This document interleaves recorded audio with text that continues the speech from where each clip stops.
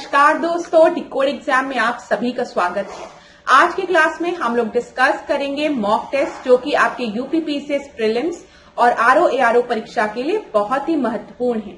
तो चलिए आज की क्लास को स्टार्ट करते हैं मेरे साथ ऐश्वर्या सिंह के साथ। अगर क्लास में आपको किसी भी तरीके का डाउट होता है तो आप कमेंट बॉक्स में मुझसे पूछ सकते हैं। तो चलिए क्लास आज के सेशन को स्टार्ट करेंगे, लेकिन सेशन को स्टार्ट करने से पहले थोड़ी सी इंफॉर्मेशन आप लोगों को दूंगी फाउंडेशन कोर्स की, जो कि डिकोड एग्जाम आप लोगों के लिए लेकर आया है। इस फाउंडेशन कोर्स में एंटायर आरओ एआरओ के सिलेबस को कवर किया गया है थ्रू वीडियो लेक्चर्स। यहाँ पर आपको नोट्स प्रोवाइड की जाएगी पीडीएफ के फॉर्मेट में, आपको टेस्ट सीरीज प्रोवाइड की जाएगी जहां पर आप अपने परफॉर्मेंस को इवैल्यूएट कर सकते हैं। और अगर आपको किसी भी तरीके का डाउट होता है तो आप टेलीग्राम ग्रुप पे पूछ भी सकते हैं। क्लास इस कोर्स से रिलेटेड कोई भी इंफॉर्मेशन चाहिए तो नीचे आपको व्हाट्सएप नंबर दिया गया है, वहां पर आप कॉन्टैक्ट कर सकते हैं। डिकोड एग्जाम आप लोगों के लिए समान हिंदी की पुस्तक भी लेकर आया है, जो कि आप घर बैठे ऑर्डर कर सकते हैं फ्लिपकार्ट या फिर अमेजॉन से, या फिर अगर आप चाहें तो इसको अपने नियरेस्ट बुक स्टोर पे जाकर खरीद भी सकते हैं। परीक्षा की दृष्टि से महत्वपूर्ण पुस्तक है, तो एक बार इसका अध्ययन आप लोग जरूर करें। चलिए आज की क्लास का हम पहला प्रश्न देखेंगे। पहले प्रश्न को ध्यान से पढ़िए। पहला प्रश्न में दिया गया है, नील नदी के संदर्भ में निम्नलिखित कथनों पर विचार कीजिए। पहला है, यह संसार की सबसे लंबी नदी झील है। दूसरा है, यह अपना जल लाल सागर में गिराती है। और तीसरा है, यह नदी श्वेत नील एवं ब्लू नील के मिलने से बनती है। उपयुक्त कथनों में से कौन से कथन आपके सही नहीं है? इस चीज पर जरूर ध्यान दीजिएगा, क्योंकि अक्सर स्टूडेंट्स यहाँ पे गलती कर देते हैं, वो नहीं पढ़ते हैं और क्वेश्चन का आंसर गलत हो जाता है।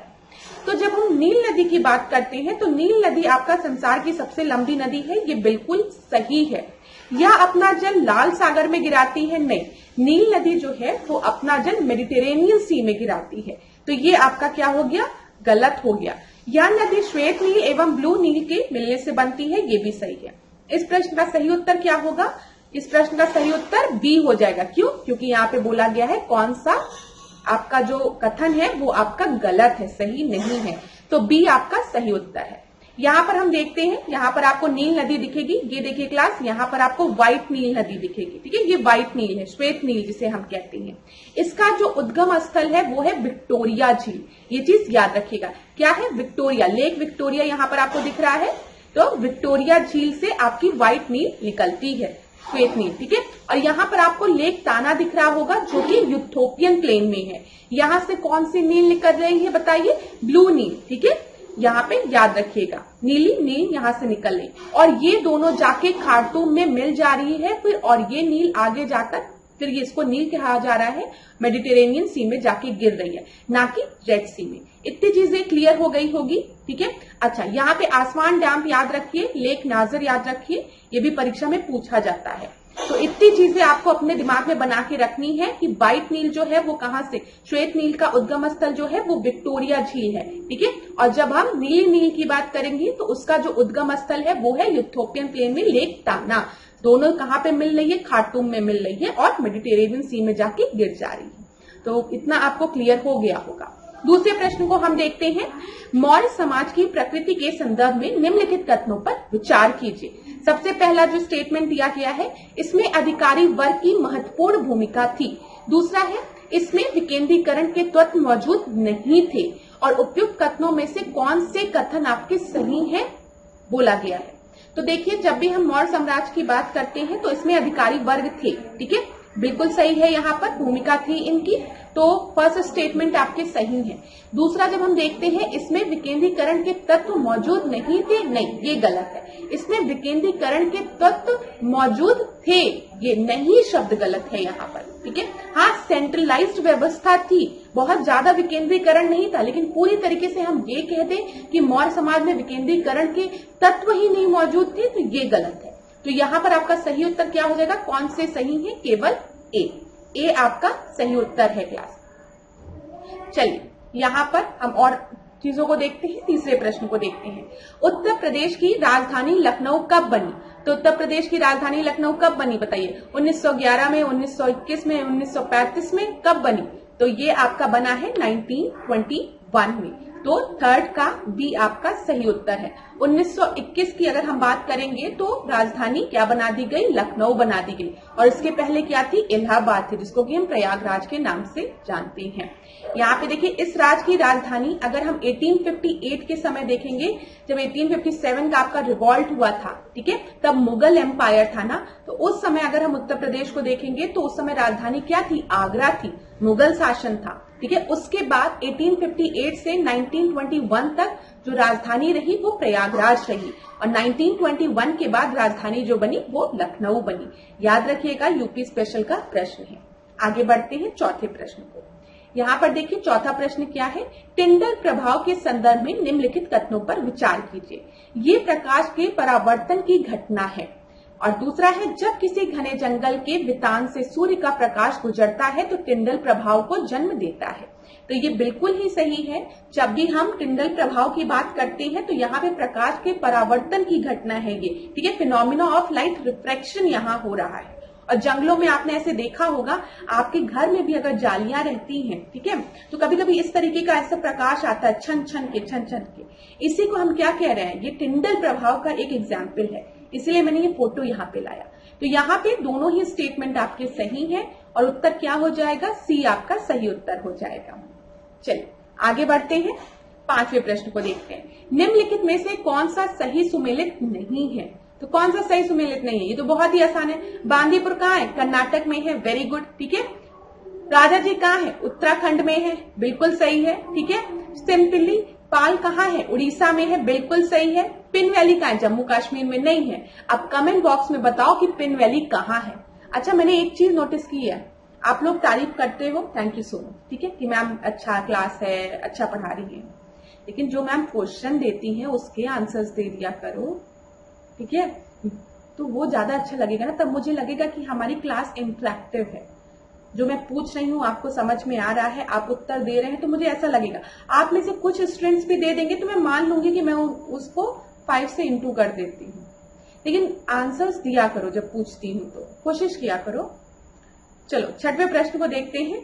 द्रवित पेट्रोलियम गैस के संदर्भ में निम्नलिखित कथनों पर विचार कीजिए। यहाँ पे हम लिक्विफाइड पेट्रोलियम गैस की बात कर रहे हैं, एलपीजी की बात कर रहे हैं, ठीक है। यह प्रोपेन, ब्यूटेन तथा आइसो ब्यूटेन आदि हाइड्रोकार्बन का मिश्रण है। यह दुर्गंध युक्त होता है। तो यहाँ पर दुर्गंध युक्त होता है, देखिए यहाँ पे दुर्गंध और यहाँ पे ओडरलेस लिखा है, ठीक है, इसमें दुर्गंध नहीं होती है, ठीक है, हाँ बिल्कुल सही है। तो एलपीजी की अगर हम बात करेंगे तो हाँ, इसमें प्रोपेन, ब्यूटेन, आइसोब्यूटेन हाइड्रोकार्बन होते हैं, जो कि बिल्कुल सही है लिक्विफाइड पेट्रोलियम गैस में, और इसमें ओडर नहीं होता है। ये दोनों ही स्टेटमेंट आपके सही है, सी आपका सही है। जो आपके घर में सिलेंडर आता है, एलपीजी सिलेंडर आता है ना, लेकिन अब आपके दिमाग में आ रहा होगा कि मैम लेकिन हमारे यहाँ जब गैस लीक करती है तो उसमें एक स्मेल आती है, लोग कहते हैं कहीं पे गैस लीक कर रही है, तो वो किसकी वजह से आती है, due to presence of mercaptan, ठीक है। ये देखिए मरकैप्टन की अगर हम बात करेंगे तो इसके प्रेजेंस के कारण दुर्गंध आती है, तो इसको जानबूझ के डाला जाता है, क्योंकि एलपीजी आपकी ओडरलेस होती है, उसमें कोई दुर्गंध मतलब कोई भी दुर्गंध नहीं होती है, तो उस ये लीक हो रही है। अब दुर्गंध नहीं होगी, अब किसी भी तरीके की स्मेल नहीं होगी तो लीक होगी, पता नहीं चलेगा, माचिस जलाओगे आग लग जाएगी। तो इस चीज को रोकने के लिए मरकैप्टन उसमें मिला दिया जाता है, ताकि इसके ओडर से हम डिटेक्ट कर पाए कि एलपीजी लीक हो रही है। ये चीज याद रखिएगा, ठीक है, पेपर में पूछता है इसलिए बताया गया। चलिए 7वें प्रश्न को देखते हैं। उत्तर प्रदेश का प्रथम फिल्म सेंटर कहाँ स्थित है? लखनऊ में, नोएडा में, आगरा में या फिर कानपुर में? तो उत्तर प्रदेश के प्रथम फिल्म सेंटर की अगर हम बात करेंगे तो ये नोएडा में स्थित है, बी आपका सही उत्तर है। हम 8वें प्रश्न को देखते हैं। उत्तर प्रदेश स्लम जनगणना के संदर्भ में निम्नलिखित कथनों पर विचार कीजिए। 2011 की जनगणना में उत्तर प्रदेश की कुल आबादी में कुल स्लम आबादी 10% से अधिक है। दूसरा है, राज्य में सर्वाधिक स्लम आबादी वाला जो जिला है वो आगरा है।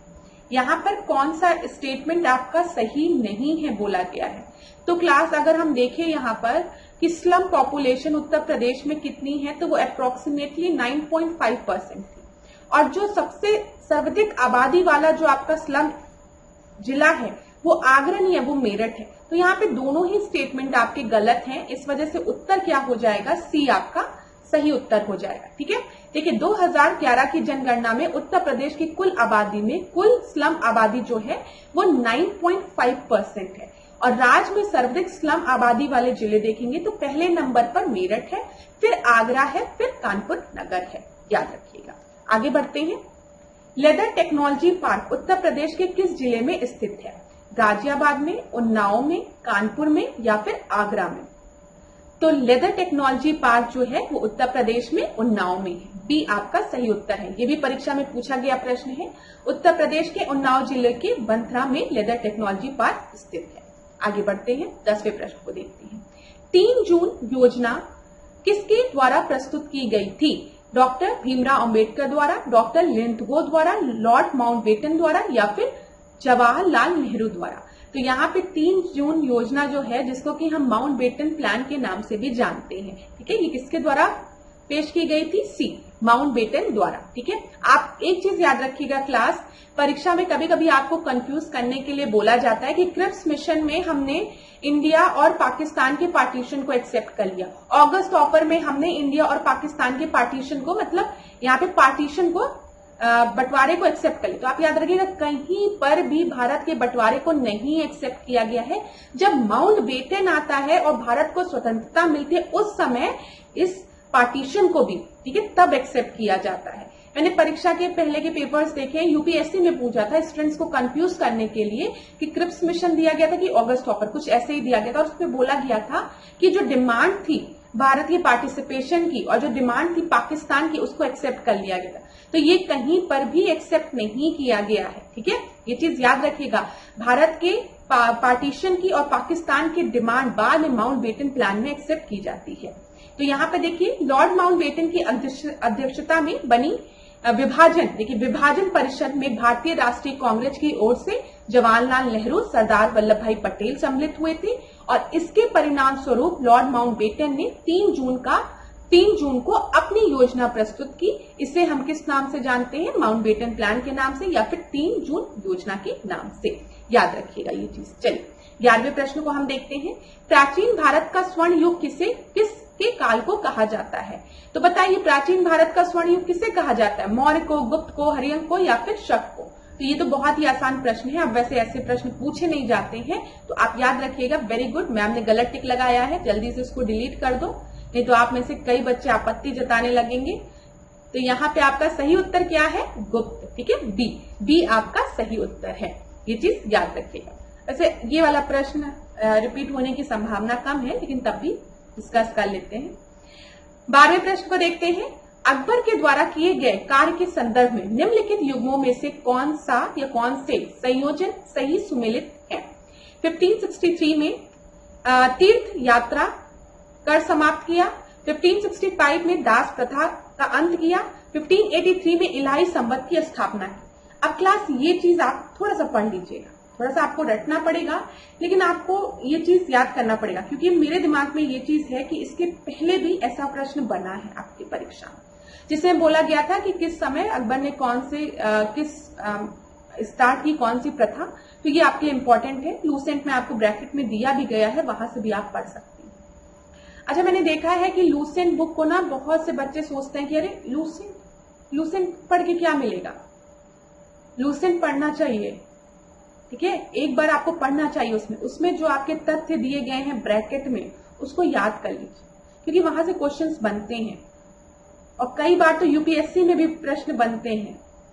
आप ऐसा मत सोचिएगा कि मैम ऐसे ही कह रही हैं, हम लोग पेपर्स देखते हैं, चीजें समझते हैं। तो जो लूसेंट वाली बुक है, मैं तो स्टूडेंट से कहती हूँ स्टैंडर्ड बुक पढ़ रहे हो अच्छी बात है, लेकिन थोड़ा सा लूसेंट या कोई ऐसी बुक भी पढ़ो जहां पे आपको फैक्ट्स रिवाइज हो। और ये बुक एक दिन में पढ़ने वाली नहीं कि मैंने पढ़ लिया, अरे उसमें फैक्ट्स दिए गए हैं, आप मॉर्निंग में उसको रिवाइज करिए, आप नाइट में उसको रिवाइज करिए, जब भी आपको रिवीजन करने का समय मिले उसमें जो चार्ट्स दिए गए उसको रिवाइज कर लो, क्योंकि प्रीलिम्स में अगर फैक्चुअल क्वेश्चंस आए तो वहीं से आपको मदद मिलती है। ठीक है, और पढ़ना, क्योंकि आप देखो ये एक जेन्युइन एडवाइस है, ये नहीं कि बहुत ज्यादा हाइप करके मैम कह रही नहीं ऐसे इससे नहीं काम चलेगा। पढ़ो, आपको पता होना चाहिए पास्ट ईयर क्वेश्चंस का इंपॉर्टेंट, मॉक टेस्ट का इंपॉर्टेंट, इस बुक का इंपॉर्टेंट। ठीक है, क्या क्यों इंपॉर्टेंट है ये सब बुक, तो इंपॉर्टेंस तो आपको पता होनी चाहिए। तो ये चीज याद रखिएगा। चलिए यहाँ पर आप देख लीजिए आपका सही उत्तर क्या है। यहाँ पर आपका दूसरा गलत है, 1 और 3, 1 और 3 आपका सही है। सही उत्तर देखते हैं बी है, तो बी आपका सही उत्तर है। देख लीजिए दास प्रथा के अंत की बात करेंगे तो 1562 में दास प्रथा का अंत हुआ, दास प्रथा को खत्म किया। 63 में तीर्थ दिख रहे हैं आप, 63 तीर्थ, तो तीर्थ यात्रा कर समाप्त किया। 64 में जजिया कर समाप्त किया। 71 में 71 आपको कुछ फतेह की तरह लगता है ना, 1 जहां पर एक फतेह कर लिया, तो फतेहपुर सीकरी अपनी राजधानी आगरा से हस्तांतरित की। 75 में इबादत खाने की स्थापना की और 83 में इलाही संवत की स्थापना की। ये चीज एक बार पढ़ लीजिएगा 2-3 बार तो याद रहेगा। थोड़ा ऐसे नंबर्स के अकॉर्डिंग सोचेंगे, जैसे 63, ठीक है, आपने देखा 71 1 है, 7-1 ठीक है, 7-1 तो आपको याद रहेगा फतेहपुर सीकरी पे हस्तांतरित किया, ठीक है। तो इस तरीके से थोड़ा याद करने का प्रयास किया करिए। चलिए 13 प्रश्न को हम देखते हैं। भारत में निम्नलिखित में से कौन सा एक गरीबी का कारण नहीं है? तो गरीबी का कारण क्या नहीं है बताइए? उच्च पूंजी निर्माण, ठीक है, आधारभूत संरचनाओं का अभाव, मांग का अभाव या जनसंख्या का दबाव। तो यहाँ पर जनसंख्या का दबाव गरीबी का एक कारण है, मांग का अभाव भी गरीबी का कारण है, आधारभूत संरचना का अभाव भी है। लेकिन उच्च पूंजी निर्माण, हाई कैपिटल फॉर्मेशन, तो ये गरीबी का कारण नहीं है। तो यहाँ पे 13 का ए आपका प्रश्न है। देखिए क्लास, इस तरीके के भी प्रश्न आपकी परीक्षा में बनते हैं इकोनॉमिक्स के। अगर हम यहाँ पे निम्न पूंजी का निर्माण करते, ठीक है, लो कैपिटल फॉर्मेशन, तो वो पॉवर्टी का, वो गरीबी का एक कारण होता, ठीक है। चलिए 14 प्रश्न को देखते हैं। निम्नलिखित अफ्रीकी देशों में कौन सा एक विषुवत रेखा पर स्थित नहीं है? Which of the following African country is not located on the equator? Somalia, Kenya, Uganda या फिर इथियोपिया। तो यहाँ पर जो आपका सही उत्तर है वो है इथियोपिया, जो है वो आपका इक्वेटर पे नहीं लोकेटेड है, तो डी आपका सही उत्तर होगा। अगर हम मैप में इथियोपिया देखें तो इधर आपको ये इथियोपिया दिखेगा, ठीक है। अगर कर्क रेखा की हम बात करें तो कर्क रेखा पे आपका इजिप्ट, ठीक है, लीबिया, फिर नाइजर, अल्जीरिया, माली, मोरिटानिया और आपका सहारा। तो इधर अगर आप देखेंगे ये इधर आपकी कर्क रेखा है और इधर आपको मिलेगा, ठीक है। तो ये चीज क्लियर हो गई होगी आपको। चलिए आगे बढ़ते हैं। लोलक का आवर्त काल निर्भर करता है, तो period of oscillation of pendulum की बात की जा रही है, यहाँ पर किस पर डिपेंड करता है? लोलक के द्रव्यमान पर, समय पर, तापमान पर या फिर लोलक की लंबाई पर? तो ये डिपेंड करता है लोलक की लंबाई पर, तो डी आपका सही उत्तर है, ठीक है। आगे बढ़ते हैं। 16 प्रश्न को देखते हैं। एक भारहीन गुब्बारे में 200 ग्राम जल भरा जाता है, ठीक है। जल में इसका भार होगा क्या? In a object of negligible weight 200 gram of water is spilled, what is the weight in water? बताइए क्या होगा? एक भारहीन गुब्बारे की बात की गई है, 200 ग्राम होगा, 200 ग्राम से अधिक होगा या फिर लगभग 190 ग्राम होगा या फिर 0 होगा। तो यहाँ पर आपका जो उत्तर होगा वो 0 होगा, ठीक है। डी आपका सही उत्तर होगा। आर्किमिडीज के अगले सिद्धांत के अनुसार हम लोग चलें तो जब किसी वस्तु को पूर्ण या आंशिक रूप से किसी द्रव्य में डुबाया जाता है तो उसके भार में कुछ कमी प्रतीत होती है और यह कमी वस्तु द्वारा हटाए गए द्रव्य के बाहर होती है। अब इसको आप ऐसे समझिए, अगर हमने यहाँ पे एक बास्केट लिया है और उसमें पानी फिल कर दिया है और एक ऑब्जेक्ट हमने लिया है, ठीक है, एम ग्राम का, ठीक है, एम केजी ग्राम का कुछ लिया है और हमने जब इसको इसमें डिबोया तो इसके जो वेट में कुछ कमी आएगी और ये कमी जो इसके वेट में आएगी वो किसके बराबर होगी? वो उसके बराबर होगी जितना पानी इस बकेट से क्या हुआ है, बाहर निकला है, ठीक है, बाहर आया है। ये चीज याद रखिएगा। तो वही चीज लिखिए, यह कमी वस्तु द्वारा हटाए गए द्रव्य के भार के बराबर होती है, ठीक है। आगे बढ़ते हैं। 17 प्रश्न को देखते हैं। किसी पदार्थ का वह छोटा से छोटा भाग जिसमें पदार्थ के सभी गुण विद्यमान होते हैं क्या कहलाता है? परमाणु, अणु, तत्व या फिर यौगिक? तो यहाँ पर इसको हम क्या कहते हैं? वो हम अणु कहते हैं। बी आपका सही उत्तर है। 18 प्रश्न देखते हैं। निम्नलिखित कथनों पर विचार कीजिए। फ्लोरेसेंस का संश्लेषण फूलों में होता है, इससे फूल खिलाने वाला हार्मोन भी कहा जाता है। देखिए इस क्लास, फ्लोरेसेंस की अगर हम बात करें तो जो फ्लोरेसेंस का जो संश्लेषण होता है वो फूलों में नहीं होता, वो पत्तियों में होता है, लीव्स में होता है। इसे फूल खिलाने वाला हार्मोन कहा जाता है। ये आपका सही है। तो यहाँ पर आपका कौन सा सही है बोला गया है, तो केवल 2 आपका सही है। बी आपका सही है। हम लोग उत्तर देख लेते हैं। फ्लोरेसेंस का संश्लेषण पत्तियों में होता है, परंतु ये फूलों के खिलने में मदद करते हैं, इसलिए फ्लोरेसेंस को फूल खिलाने वाला हार्मोन भी कहा जाता है। याद रखिएगा। चलिए आगे बढ़ते हैं। 19 प्रश्न को अब हम देखते हैं। फ्लाई ऐश के संदर्भ में निम्नलिखित कथनों पर विचार कीजिए। पहला, तापकीय बिजली संयंत्रों में कोयले के जलने से उप उत्पाद के रूप में, बाय प्रोडक्ट के रूप में ये हमें मिलता है थर्मल पावर प्लांट में, ठीक है, due to burning of coal. यह शुद्ध रूप से ब्लैक कार्बन होता है, तो it is a pure form of black carbon. तो यहाँ पर क्लास आपका जो पहला स्टेटमेंट है वो तो सही है, लेकिन ये शुद्ध रूप से ब्लैक कार्बन नहीं होता है।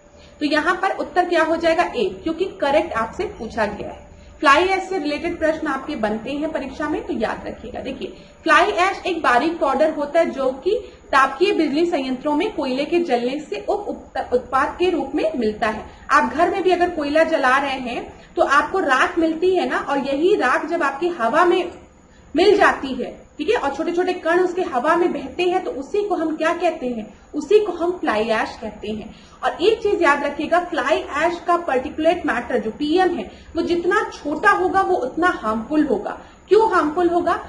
आप ऐसे सोचिए कि अगर कोई मिट्टी का कण या धूल का कण, कोई भी कण हवा में जा रहा है और वो थोड़ा बड़ा है, तो वो जब आप श्वास लेंगे, ठीक है, तो आपके नाक में जाके रुक जाएगा और आप उसको ऐसे करके साफ कर सकते हैं। लेकिन अगर वो कण बहुत ही छोटा होगा तो वो आपकी फेफड़े तक, लंग्स तक पहुंचेगा, जो कि आपके रेस्पिरेटरी सिस्टम के लिए बहुत ही हार्मफुल होता है।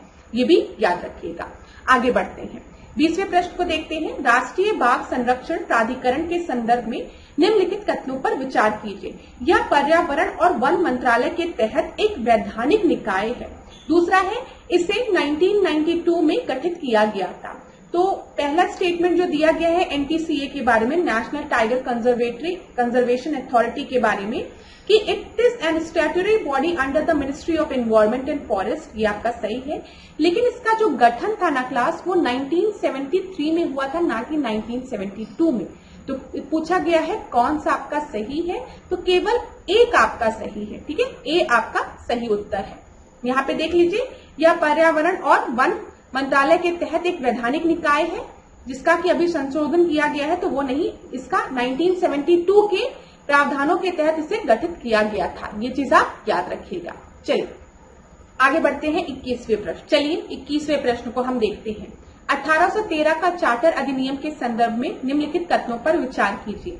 इसके द्वारा ईसाई धर्म प्रचारकों को भारत में धर्म प्रचार करने की स्वीकृति प्रदान की गई, जो कि आपका सही है, ठीक है। क्रिश्चियन मिशनरीज थी, उनको अलाउ किया गया, परमिशन प्रोवाइड की गई कि वो लोग क्रिश्चियनिटी को प्रमोट कर सकते हैं भारत में।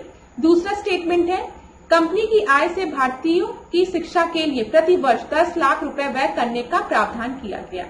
तो यहाँ पे क्लास, कंपनी की आय से भारतीयों की शिक्षा के लिए प्रति वर्ष 10 लाख नहीं 1 लाख रुपए व्यय करने का प्रावधान किया गया था। उपयुक्त कथनों में से कौन सा या कौन से कथन आपके सही है बोला गया है, तो इसमें आपका केवल एक सही है, तो ए आपका सही उत्तर हो जाएगा। 21वें का ए सही उत्तर है। यहाँ पर देख लीजिए, कंपनी का भारतीय व्यापार पर एकाधिकार खत्म किया गया। हम लोग जब भी बात करते हैं चार्टर एक्ट की तो 1813, ठीक है, फिर इसके बाद 20 में हम लोग बात करते हैं 1833 की, फिर हम लोग 1853 ऐसे बात करते हैं ना। तो यहाँ पर जो एकाधिकार था कंपनी का, ईस्ट इंडियन कंपनी का, उसको खत्म किया गया था 1813 के चार्टर एक्ट से। लेकिन अभी भी कंपनी के पास कुछ जगह पर एकाधिकार जो मोनोपोली थी वो थी, वो किसमें? चाय की बगानी में और चाइना के साथ ट्रेडिंग में। ये चीज याद रखिएगा, जो कि पूरे तरीके से लाकर कब खत्म कर दिया गया? 1833 में पूरा एकाधिकार व्यापार में खत्म कर दिया गया था कंपनी का। ये चीज याद रखिएगा। अच्छा, यहाँ पर मैंने आपको बता दिया, यहाँ पे अलाउ किया गया जो मिशनरीज हैं कि वो क्रिश्चियनिटी को प्रमोट कर सकती हैं। 1 लाख रुपए एक्सपेंडिचर तय किया गया, ठीक है, एजुकेशन के लिए। और यहाँ पर सभी ब्रिटिश व्यापारियों को भारत से व्यापार करने की छूट प्रदान कर दी गई। आगे बढ़ते हैं, 22वें प्रश्न को देखते हैं। भारतीय संविधान की प्रस्तावना में वर्णन है किसका? संविधान के अधिकार का स्रोत, भारत की प्रकृति का संविधान के उद्देश्य और संविधान लागू करने की तिथि। तो यहाँ पर इंडियन कॉन्स्टिट्यूशन की बात की गई है। तो बताइए source of authority of the constitution की जब हम बात करते हैं, प्रीएम्बल में हम लोग कहते हैं ना we the people of India, तो किसको सोर्स ऑफ अथॉरिटी है किसके पास, we the people of India. ठीक है, फिर भारत की प्रकृति की हम लोग बात करते हैं सोशलिस्ट, सेकुलर, डेमोक्रेटिक ना, ये भी है। संविधान के लागू होने की तिथि के बारे में भी बोला गया है। संविधान के उद्देश्य की ऑब्जेक्टिव की बात, तो ऑब्जेक्टिव रिजोल्यूशन हम इसको कहते हैं, ये भी है। तो यहाँ पर आपका सही उत्तर क्या हो जाएगा, 1, 2, 3, 4। अगर आप प्रीएम्बल में देखें तो आपको सब मिल जाएगा।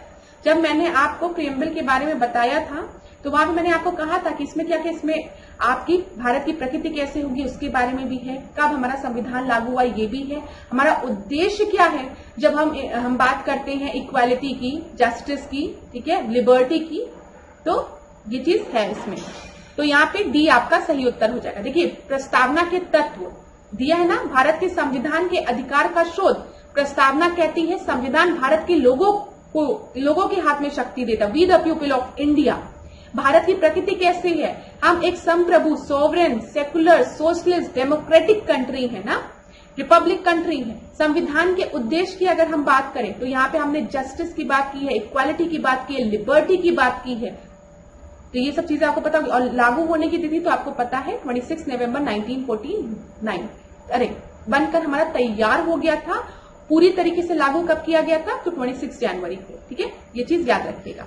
संविधान लागू होने की तिथि आपको पता है ना, दो चीज कि 26 नवंबर 1949 को बन के तैयार हुआ और पूरी तरीके से लागू किया गया हमारे रिपब्लिक डे को, जो कि हम 26 जनवरी मनाते हैं। अच्छा ये भी क्वेश्चन आप लोगों को पता होगा, लेकिन मैं बता देती हूँ कि हमने क्यों 26 जनवरी का वेट किया, क्यों हमने 26 जनवरी का वेट किया। तो एक आपका इंडियन नेशनल कांग्रेस में सेशन हुआ था 1929 में, जिसको कि हम लाहौर सेशन कहते हैं। लाहौर सेशन में जवाहरलाल नेहरू ने रावी नदी के तट पर तिरंगा फहराकर क्या बोला था कि आने वाली 26 जनवरी को हम पूर्ण स्वराज दिवस के रूप में मनाएंगे। और आज से इंडियन नेशनल कांग्रेस का जो रिजोल्यूशन है, जो ऑब्जेक्टिव है, वो पूर्ण स्वराज की ओर होगा। अब हमको स्वराज वराज नहीं, हमको पूर्ण स्वराज चाहिए, हमको कंप्लीट इंडिपेंडेंस चाहिए। ठीक है, तो याद रखिएगा ये सब, इसलिए हम 26 जनवरी को फिर लागू करते हैं। चलिए 23वें प्रश्न को देखते हैं। लोकायुक्त और उप लोकायुक्त के संदर्भ में निम्नलिखित कथनों पर विचार कीजिए। इनकी नियुक्ति राष्ट्रपति के द्वारा की जाती है। लोकायुक्त राज्य विधानमंडल के प्रति उत्तरदायी होता है। लोकायुक्त की सिफारिश बाध्यकारी प्रकृति की होती है। तो पहली चीज, जो लोकायुक्त और उप लोकायुक्त की बात हो रही है, तो इनकी नियुक्ति राष्ट्रपति द्वारा नहीं, राज्यपाल द्वारा होती है। ठीक है, गवर्नर द्वारा होती है। तो पहला तो आपका गलत हो गया। फिर देखिए लोकायुक्त की सिफारिशें बाध्यकारी होती है, तो नहीं, बाइंडिंग नेचर की नहीं होती, ये भी गलत है। तो यहाँ पर आपका सही क्या होगा, केवल 2, 23 का बी आपका सही है। यहाँ पर हम देखते हैं लोकायुक्त और उप लोकायुक्त की नियुक्ति संबंधित राज्य के राज्यपाल द्वारा की जाती है। ठीक है, ये चीज याद रखिएगा। किंतु राज्यपाल नियुक्ति के संबंध में स्वतंत्र नहीं है। इनकी नियुक्ति के समय राज्यपाल को राज्य के उच्च न्यायालय के मुख्य न्यायाधीश एवं राज्य विधानसभा में विपक्ष के नेता से परामर्श करना अनिवार्य है। ये चीज ठीक है। यहाँ पर देखिए लोकायुक्त राज्य विधानमंडल के प्रति उत्तरदायी होता है और लोकायुक्त की सिफारिशें सलाहकारी होती, एडवाइजरी नेचर में होती है, बाइंडिंग नहीं होती है, बाध्यकारी नहीं होती है। 24वें प्रश्न को अब हम देखते हैं। आंचलिक परिषद के संदर्भ में निम्नलिखित कथनों पर विचार कीजिए। यह एक संवैधानिक संस्था है, इनका अध्यक्ष प्रधानमंत्री होता है। तो क्लास यहाँ पे जब भी यहाँ पे देखिए बोला गया उपयुक्त में से कौन सा सही नहीं है और यहाँ पे बोला गया है कौन सा करेक्ट है, तो प्लीज इसको नॉट करेक्ट कर लीजिए। ठीक है, ताकि आप कंफ्यूज ना हो। जोनल काउंसिल की हम बात करते हैं तो जोनल काउंसिल की बात हमने कहीं पे भी अपने संविधान में की है, नहीं की। तो ये एक कॉन्स्टिट्यूशनल बॉडी नहीं है और इसके जो अध्यक्ष होते हैं वो आपके होम मिनिस्टर होते हैं, ना कि प्रधानमंत्री। ठीक है, जोनल काउंसिल से परीक्षा में आपके प्रश्न बना है तो याद रखिएगा। यहाँ पर आपका कौन सा सही नहीं है, तो दोनों सही नहीं है, तो सी आपका सही उत्तर होगा। ये चीज याद रखिएगा। जोनल काउंसिल की अगर हम बात करें तो इसका गठन कब हुआ, तो स्टेट रीऑर्गेनाइजेशन एक्ट 1956 के अंतर्गत आपके जोनल काउंसिल का गठन हुआ है।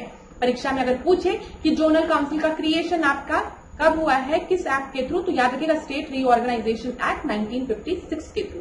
ठीक है। दूसरी चीज, इसके जो अध्यक्ष होते हैं वो आपके केंद्रीय गृह मंत्री होते हैं, होम मिनिस्टर होते हैं, ना कि प्राइम मिनिस्टर। ये चीज याद रखिएगा। आगे बढ़ते हैं, 25वें प्रश्न को देखते हैं।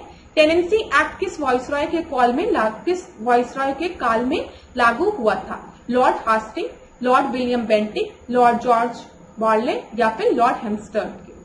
तो जो टेनेंसी एक्ट है वो लागू हुआ था लॉर्ड हास्टिंग के समय में। ठीक है, लॉर्ड हास्टिंग याद रखिएगा। ए आपका सही उत्तर है। यहां पर देखते हैं 1814 से 1816 के मध्य आंग्लो जो नेपाल वॉर हुआ था वो भी लॉर्ड हास्टिंग के समय में हुआ था। 1816 में सुगौली की जो संधि हुई थी वो भी लॉर्ड हास्टिंग के समय में हुई थी।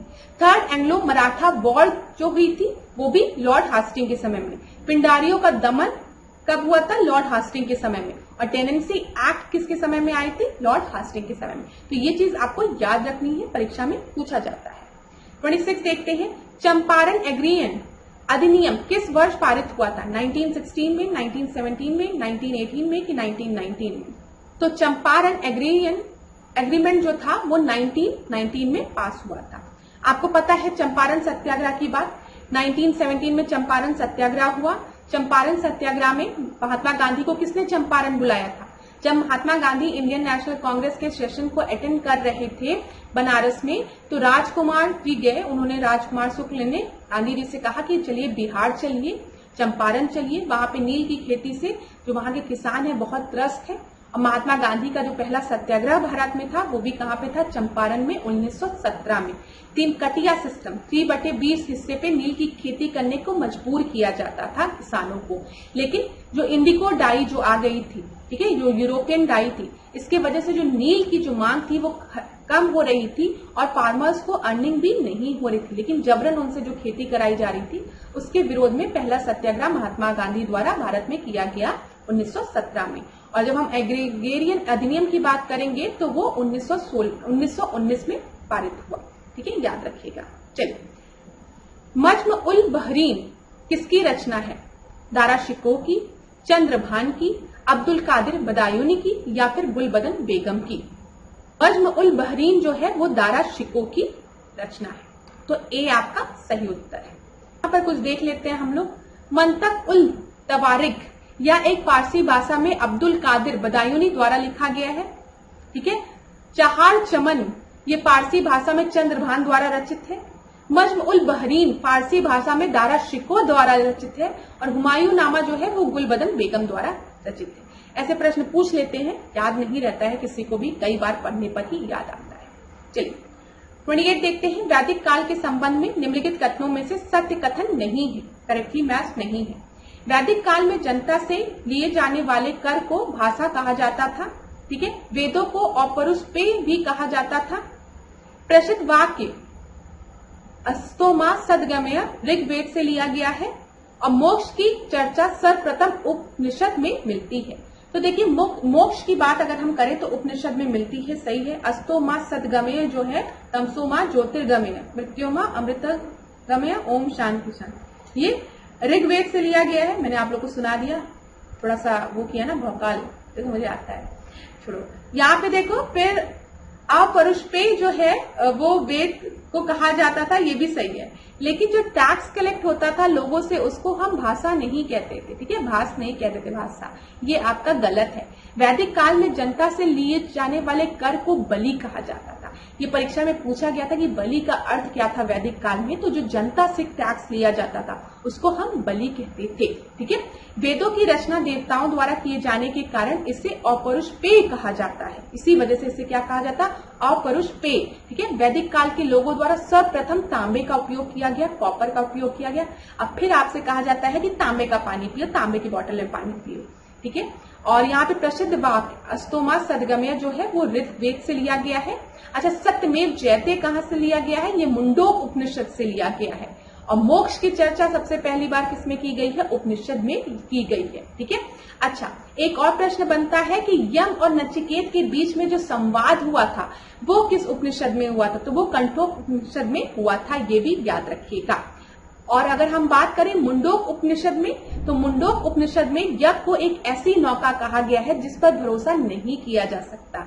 परीक्षा में यह भी प्रश्न पूछा है कि किस उपनिषद में यज्ञ को एक ऐसी नौका कहा गया जिस पर भरोसा नहीं किया जा सकता है, वो मुंडोक उपनिषद है। ठीक है।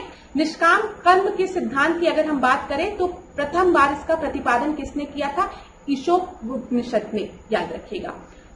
सूदखोरी एवं महाजनी का सर्वप्रथम उल्लेख सतपथ ब्राह्मण में मिलता है और चांदी का सर्वप्रथम उल्लेख जो है वो अथर्ववेद में मिलता है। तो ये सारे पॉइंट्स आपके परीक्षा के लिए इंपॉर्टेंट है। क्यों इंपॉर्टेंट है? क्योंकि हर पॉइंट से एक प्रश्न बन सकता है, तो इसको एक बार पढ़ जरूर लीजिएगा आराम से। चलिए आगे बढ़ते हैं। 29 प्रश्न को देखते हैं। पौधे की वृद्धि को दर्शाने वाला यंत्र क्या कहलाता है? क्रोनोमीटर, क्रेथोमीटर या क्रेस्कोमीटर या फिर कंप्यूटेटर। तो जो ग्रोथ ऑफ प्लांट्स जिससे हम मेजर करते हैं उसको हम कहते हैं क्रेस्कोग्राफ। ठीक है, यहाँ पे सी आपका सही है, क्रेस्कोग्राफ कहते हैं, याद रखिएगा। देखिए क्रोनोमीटर की अगर हम बात करेंगे तो पानी के जहाज में सही समय ज्ञात करने के लिए इसका प्रयोग किया जाता है। कैथोमीटर की बात करेंगे तो ऊंचाई को नापने के लिए। क्रेस्को की बात करेंगे तो पौधे की वृद्धि को दर्शाने के लिए। और कंप्यूटेटर की अगर हम बात करेंगे तो विद्युत प्रवाह की दिशा को बदलने के लिए। चलिए तीसरे प्रश्न को हम देखते हैं। उत्तर प्रदेश की कुल जनसंख्या में अनुसूचित जातियों का प्रतिशत कितना है? तो ये प्रतिशत आपका 20.7 है कि 18.7 है, ठीक है, कि 14.7 है या फिर 11.7 है। तो जो हम शेड्यूल्ड कास्ट की पॉपुलेशन की बात करें अगर उत्तर प्रदेश में तो वो 20.7 है। ए आपका सही उत्तर है। उत्तर प्रदेश की कुल जनसंख्या में अनुसूचित जातियों का जो प्रतिशत है वो 20.7 है। देश में जनसंख्या की दृष्टि से सर्वाधिक अनुसूचित जाति वाला जो राज्य है वो उत्तर प्रदेश है। और देश में जनसंख्या की प्रतिशत को अगर हम देखेंगे दृष्टि से तो सर्वाधिक अनुसूचित जाति वाला जो राज्य है वो आपका पंजाब है। ठीक है, आगे बढ़ते हैं। 31 प्रश्न को हम देखते हैं। उत्तर प्रदेश का राजकीय पुष्प कमल है। उत्तर प्रदेश का राष्ट्रीय पक्षी जो है वो सारस है। तो ये तो आप लोगों को पता ही होगा कि कौन सा इसमें आपका सही है। इसमें खाली 2 आपका सही है। क्यों? क्योंकि जब हम लोटस की बात करते हैं, जो लोटस है, कमल है, वो नेशनल फ्लावर है। लेकिन उत्तर प्रदेश के राजकीय पुष्प की बात करेंगे तो वो पलाश है, याद रखिएगा। ठीक है, राजकीय पशु क्या है? बारहसिंगा है। राजकीय पक्षी क्या है? सारस है। राजकीय वृक्ष क्या है? अशोक है। और खेल आपका हॉकी है। 32 देखते हैं। निम्नलिखित तथ्यों पर विचार कीजिए। पारितंत्र में ऊर्जा का प्रभाव केवल एक दिशा में होता है। दूसरा है, एक पोषण स्तर से दूसरे पोषण स्तर में प्रवेश करने पर कुछ ऊर्जा का उष्मा के रूप में क्षय हो जाता है। देखिए क्लास, ये मैंने आपको पहले भी पढ़ाया था इन्वायरमेंट की क्लास में। 10% एनर्जी लॉ जो पिरामिड हम पढ़ते हैं, यहाँ पर याद रखिएगा जब भी हम एक ट्रॉपिक लेवल से ऊपर के ट्रॉपिक लेवल में जब हम जाते हैं तो खाली 10% एनर्जी जो है वो ट्रांसफर होती है। बाकी 90% एनर्जी आपकी लॉस हो जाती है हीट के फॉर्म में। और जो ट्रांसफर ऑफ एनर्जी होती है वो हमेशा यूनिडायरेक्शनल होती है। इसी वजह से जो एनर्जी का पिरामिड होता है वो हमेशा आपका अपराइट होता है, सीधा पिरामिड होता है। क्यों? क्योंकि एनर्जी लॉस होती है एक लेवल से दूसरे लेवल पे जाने में। अगर हम बात करें तो सबसे ज्यादा एनर्जी का कंजप्शन कौन करे? प्लांट्स करें, क्योंकि वो प्रोड्यूसर्स है। ठीक है, वो खाना खुद प्रोड्यूस करें। उसके बाद आपके कंज्यूमर्स जैसे जैसे आते हैं तो वो, ठीक है, तो ये याद रखिएगा। यहाँ पर आपका दोनों ही स्टेटमेंट बिल्कुल सही है। सी आपका सही उत्तर होगा। 33 देखते हैं। अनुक्रमण की प्रक्रिया की अंतिम व्यवस्था क्या है? तो स्टेबलाइजेशन, माइग्रेशन, न्यूडेशन या फिर कॉम्पिटिशन। तो यहाँ पे हम फाइनल अरेंजमेंट की बात करें तो आखिर फाइनल अरेंजमेंट में क्या होगा? जब स्टेबलाइज हो जाएगा सब चीज ना, स्थिरीकरण हो जाएगा, तो ए आपका सही उत्तर होगा। ठीक है, अब मैंने आपको सक्सेशन के बारे में भी कई बार पढ़ाया है कि सक्सेशन में क्या होता है। समय के साथ जो परिवर्तन आ रहा है, जैसे एक बंजर जमीन थी जब वहां पर कुछ भी नहीं था, ठीक है, कुछ भी नहीं था, बस बड़े बड़े रॉक थे, मिट्टियां थी, ये थी। धीमे धीमे वहां पे कुछ सीड्स आए, उनके वो प्लांट्स में, ग्रासेस में कन्वर्ट हुए, फिर उससे बड़े पेड़ बने, फिर और बड़े पेड़ बने। और समय के साथ, और बहुत, ये नहीं एक दो दिन की बात नहीं, मिलियंस ऑफ ईयर्स के बाद वहां पे एक पूरा फॉरेस्ट डेवलप हो गया, मतलब क्लाइमेक्स कम्युनिटी आ गई। तो वो आपका क्या हो गया? स्टेबलाइजेशन वाला हो गया। और स्टार्ट कहां से हुआ? न्यूडेशन से हुआ, माइग्रेशन से हुआ। एक जगह से दूसरी जगह जो स्पीशीज है वो माइग्रेट कर रही है, ठीक है, ये चीज याद रखिएगा, इसमें कंपटीशन है, रिएक्शन है, तो ये सारे फेजेस हैं उसके। ये हमने इन्वायरमेंट की क्लास में बहुत अच्छे से डिस्कस किया है, प्लेलिस्ट में इन्वायरमेंट आपका पड़ा हुआ है, उसको देखिएगा। 34 देखते हैं, गंगा नदी डॉल्फिन के संदर्भ में निम्नलिखित कथनों पर विचार कीजिए। यह केवल गंगा एवं उसकी सहायक नदियों में पाई जाती है। दूसरा है, भारत सरकार ने इसे भारत का राष्ट्रीय जलीय जीव घोषित किया है। हाँ, सही बात है, एक्वेटिक एनिमल है गंगा रिवर डॉल्फिन, एकदम सही है, लेकिन यह खाली गंगा में पाई जाती है और उसके सहायक नदियों में, ये गलत है। यहाँ पे कौन सा सही है, तो केवल 2 सही है। 34 का बी आपका सही उत्तर होगा। गंगा डॉल्फिन की अगर हम बात करें तो ये आपका गंगा, ब्रह्मपुत्रा, सिंधु, मेघना, इन सारी नदियों में आपको मिलती है। ठीक है, भारत में भी मिलेगी और नेपाल और बांग्लादेश में भी कई जगह आपको ये मिलती है, ये चीज याद रखिएगा। 35 प्रश्न देखते हैं, निम्नलिखित में से कर्क रेखा भारत के किन किन राज्य से, तो गमछा झाड़ मित्र पर, ये तो सबको याद है, गमछा झाड़ मित्र पर, तो झारखंड झाड़ है, ठीक है, मणिपुर, गुजरात और राजस्थान। तो यहाँ पे कौन सा आपका उत्तर होगा, मणिपुर से नहीं गुजरती, गमछा झाड़ मित्र पर मिजोरम से गुजरती है, मणिपुर से नहीं गुजरती, तो बी आपका सही उत्तर है। तो thank you so much class. आज का सेशन भी आसान था ना, कमेंट बॉक्स में बताना आज के प्रश्न आसान थे आज के प्रश्न आसान। आगे टेस्ट की डिफिकल्टी थोड़ा और बढ़ाएंगे।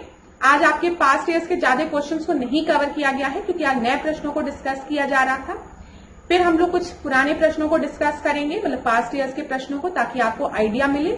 और बिल्कुल ही परेशान मत होइए, एक एक पॉइंट्स को बहुत अच्छे से कवर किया जाएगा। बस अगर आपको कोई भी परेशानी होती है तो आप कमेंट बॉक्स में मुझे बताइएगा, हम लोग उस परेशानी को आगे वाले सेशन में दूर करने का प्रयास करेंगे। हिंदी इंग्लिश तो अब कंप्लेन नहीं आ रही है, बैलेंस चल रहा है, मैं पूरा प्रयास करती हूँ हिंदी में भी बोलूँ इंग्लिश में भी बोलूँ, तो मेरा पूरा इंग्लिश हो जाता है। कभी कभी आधी गिनती में इंग्लिश में पढ़ती हूँ, आधी गिनती हिंदी में पढ़ती हूँ, तो वो एकदम मिक्स हो जा रहा है। लेकिन आप लोगों को समझ में आ रहा होगा तो ये ज्यादा मैटर करता है। और फिर मैं आपसे कहूंगी, मेहनत आपकी होगी तो लगन से खूब अच्छे से पढ़ाई करिए, अपने प्रति वफादार रहिए, सिलेक्शन जरूर होगा, आप जैसे स्टूडेंट्स का ही सिलेक्शन होता है, तो कभी भी निराश मत होइएगा और पढ़ते रहिएगा। तो धन्यवाद क्लास। इसी तरीके से मेरे साथ ऐश्वर्या सिंह के साथ डिकोड एग्जाम के साथ बने रहिए, खूब पढ़िए, खूब आगे बढ़िए, और कोई भी दिक्कत होती है तो कमेंट बॉक्स में पूछिए। Thank you.